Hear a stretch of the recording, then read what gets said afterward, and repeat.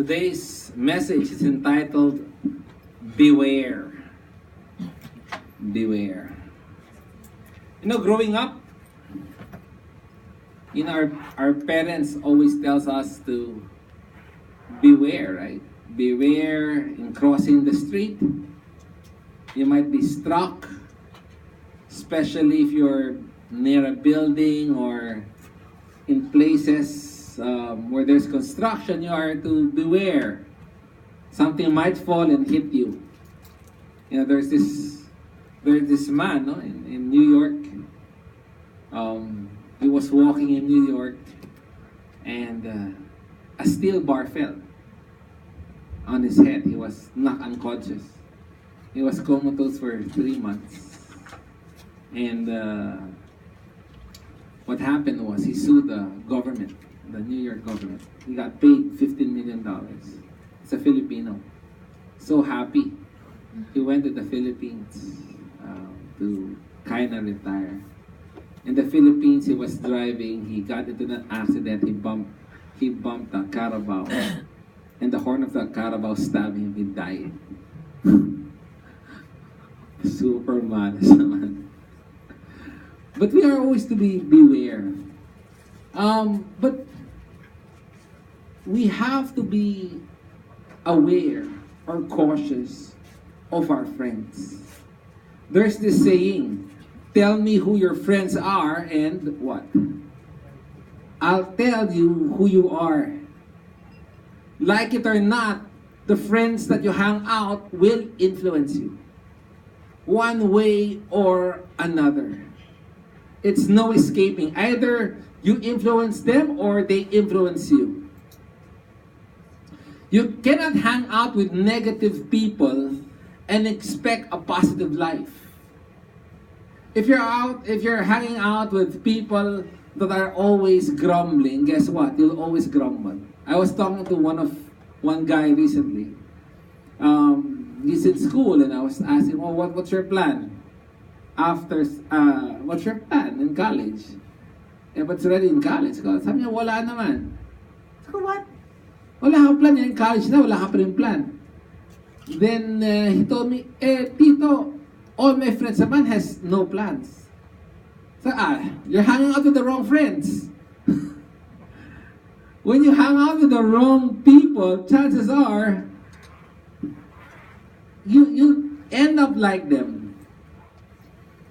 So us parents, we like our friends to hang out with certain people so that they get influenced a certain way.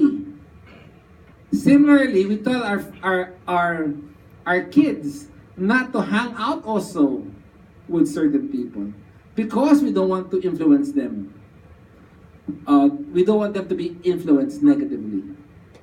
My kids, they know this. I allow them to do Facebook. And normally when they do Facebook, I'm around. Sometimes, I'm totally around. And even if there's a friend request, I need to approve. I need to approve the friend request. We'll check first, blah, blah, blah, blah, blah, blah, blah, blah, blah. And no good. No good friend. Don't accept. And there are some friends that he has na, man, I don't like the post. Unfriend. Because we really have to control. We really have to control who we hang out. Who people do we affiliate ourselves with? Because certainly that will influence us. And our guidance towards our kids does not end when they're young. As they grow old, we grow old also. So we guide them throughout their life. Next slide. Today's passage is Philippians chapter 3, verse 1 to 3. And it says, finally, my brethren, rejoice in the Lord. To write the same thing again is no trouble to me, as it is a safeguard for you. Beware of dogs. Beware of evil workers. Beware of false circumcision. For we are the true circumcision, who worship in the Spirit of God and glory in Christ Jesus, and put no confidence in the flesh. Last week, we looked at that concept, finally, my brethren, rejoice in the Lord. Honestly, my wife knows this. I have no problem in rejoicing, but after giving that message, man, it was a struggle. And my wife was telling me, rejoice, rejoice, rejoice. So of all times, right? All of the bad news I need to hear happened. Basically, what?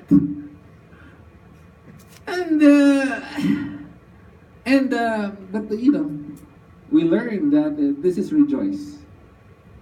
We are to rejoice, not to be happy. Rejoicing is not. It's more than just being happy. It's beyond circumstances, and it's rejoicing in the Lord. Then Paul continues. He says, "To write the same things again is no trouble to me, and it is a safeguard to you."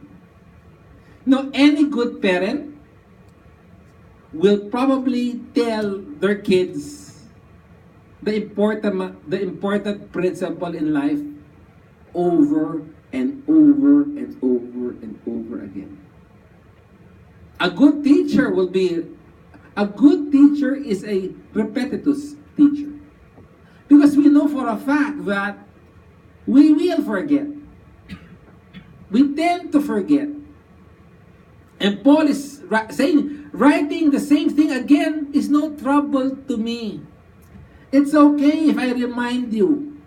And like, as you well know, the church in Philippi to Paul is like his child. He birthed it. So like us, it's just normal to repeat and repeat and repeat. And thus he does the same things. Because growing up, we get distracted. There's a lot of things happening in our life that sometimes we become out of focus. We missed out the point. All of a sudden, our direction is off-center. Not realizing that it is already off-center. And as a good father, he shepherds them back. Remember the true north. Go back to the center. Because if we do not remind our kids, one day we'll wake up realizing that they have fallen. One day we'll realize that all of a sudden their path is not the path that we dreamed them to take. One day we realize that they're off, that their principles and our principles are different. And Paul has that same concern.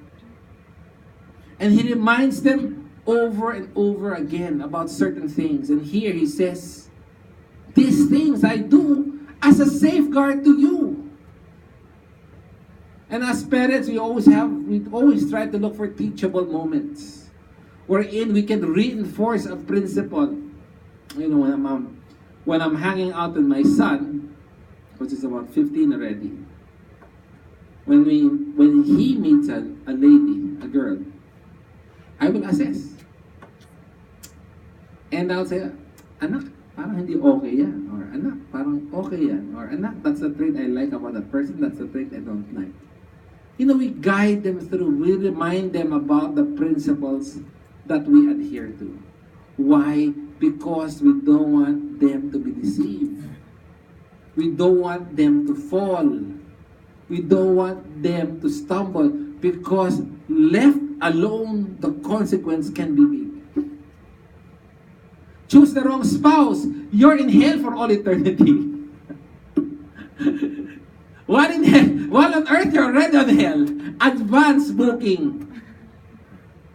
Right? The consequences are big. Choose the wrong friends and you might end up an addict. Destroying your career, destroying your future, destroying your family, hurting your family. And some addicts, they murder their family.